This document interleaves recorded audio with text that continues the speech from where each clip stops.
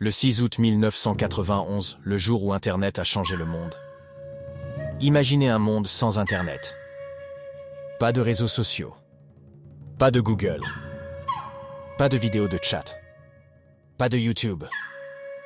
Maintenant, remontez le temps. Nous sommes le 6 août 1991, un jour qui allait changer à jamais le cours de l'histoire. Un homme, animé par une vision révolutionnaire, publie un message apparemment anodin sur un forum appelé Usenet, un espace virtuel discret à l'époque. Ce message contient un seul lien, unique en son genre, porteur d'une idée qui allait bientôt transformer à jamais le monde de la communication et de l'information. Derrière ce clic anodin, se cache le tout premier site web de l'histoire. Ce jour-là, le World Wide Web était né. Et à partir de ce moment précis, plus rien dans notre manière de communiquer, de partager ou même de penser ne resterait inchangé. Le monde venait d'entamer une transformation profonde, et plus rien, absolument rien, ne serait jamais comme avant. Un homme, une idée, une vision. Un homme habité par une passion et une détermination inébranlables. Une idée révolutionnaire, audacieuse et visionnaire. Une vision qui allait bouleverser le cours de l'histoire et redéfinir la manière dont nous interagissons avec le monde qui nous entoure. Son nom ne fait pas autant de bruit que Steve Jobs ou Bill Gates. Mais Tim Berners-Lee, physicien britannique discret, a sans doute changé votre vie plus qu'aucun autre. Nous sommes en 1989, dans les couloirs du prestigieux CERN, situé en Suisse, un lieu emblématique où les plus grands esprits scientifiques se réunissent pour repousser les limites de la connaissance et de l'innovation. Tim observe un problème universel. Les chercheurs du monde entier peinent à partager leurs informations. Les données sont éparpillées, incompatibles, inaccessibles, une véritable tour de Babel numérique. Alors, il imagine quelque chose de radical. Une immense toile mondiale de documents interconnectés, où chaque élément est relié à un autre, offrant un accès libre et universel à tous, où que vous soyez, à n'importe quel moment, redéfinissant ainsi la manière dont l'information est partagée et utilisée à travers le monde. Un système innovant basé sur l'hypertexte, conçu pour offrir une navigation fluide et intuitive, permettant de passer d'une information à une autre en toute simplicité grâce à de simples liens cliquables, révolutionnant ainsi l'accès et le partage des connaissances. Le 13 mars 1989, il soumet son projet sous un nom sobre. Information Management, a Proposal. Son superviseur, Mike Sandel, note dans un coin. Une idée encore floue et imprécise dans sa formulation, mais qui laisse entrevoir un potentiel considérable et des perspectives prometteuses pour l'avenir. Cependant, malgré ses réserves, il décide de lui accorder une chance, un acte qui, bien que modeste en apparence, s'avérera être le tournant décisif permettant à cette idée de se concrétiser et de changer le cours de l'histoire. La naissance du web. Entre 1989 et 1991, Tim Berners-Lee se consacre corps et âme à son projet, déployant une énergie inlassable et une détermination sans faille pour poser les bases d'une révolution numérique qui allait redéfinir le monde moderne. C'est là, dans un coin discret et isolé du prestigieux CERN, qu'il se met à l'œuvre avec une concentration absolue, jetant les bases solides et visionnaires de ce qui deviendra l'ère numérique moderne, une transformation technologique sans précédent. 3 inventions majeures naissent sous ses doigts. HTML, le langage qui structure les pages web. HTTP, le protocole qui permet aux navigateurs de dialoguer avec les serveurs. URL, ces adresses qui identifient chaque ressource sur le web. Puis, sur un ordinateur Next, une machine aussi puissante qu'oubliée aujourd'hui, il conçoit et développe ainsi le tout premier navigateur web baptisé World Wide Web. Un outil novateur qui permet non seulement de consulter des pages web, mais aussi de les éditer, marquant ainsi le début d'une nouvelle ère dans l'accès et la création de contenu en ligne. Un dispositif innovant conçu pour permettre non seulement de visualiser ou consulter des pages web, mais également de les modifier et de les créer, offrant ainsi une double fonctionnalité qui révolutionne la manière d'interagir avec le contenu en ligne.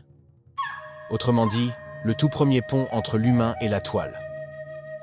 Et enfin, après des années de travail acharné, de persévérance et d'innovation, le moment tant espéré, celui que Tim Berners-Lee et le monde ne savaient pas encore qu'ils attendaient, est enfin arrivé. Le 6 août 1991 sur le forum alt.hypertext de Usenet, Tim publie un message discret annonçant son projet. un simple lien. Mais une révolution mondiale venait d'être enclenchée. Puis l'étincelle devient un incendie. Au début, très peu de personnes saisissent réellement la portée et l'importance de cette innovation. Le concept paraît complexe, difficile à appréhender, presque irréel pour beaucoup, tant il est en avance sur son temps et éloigné des habitudes de l'époque. Mais rapidement, quelques curieux s'aventurent. En 1992, on compte 26 sites web actifs. Et puis arrive l'année 1993, une période charnière et décisive où tout change, marquant un véritable tournant dans l'histoire du web. Une année durant laquelle les fondations de cette révolution numérique prennent enfin leur essor et commencent à transformer le monde de manière irréversible. D'abord, le 30 avril 1993, le CERN annonce que le World Wide Web sera libre et gratuit, sans brevet ni redevance. Une décision historique. Un acte de libération numérique.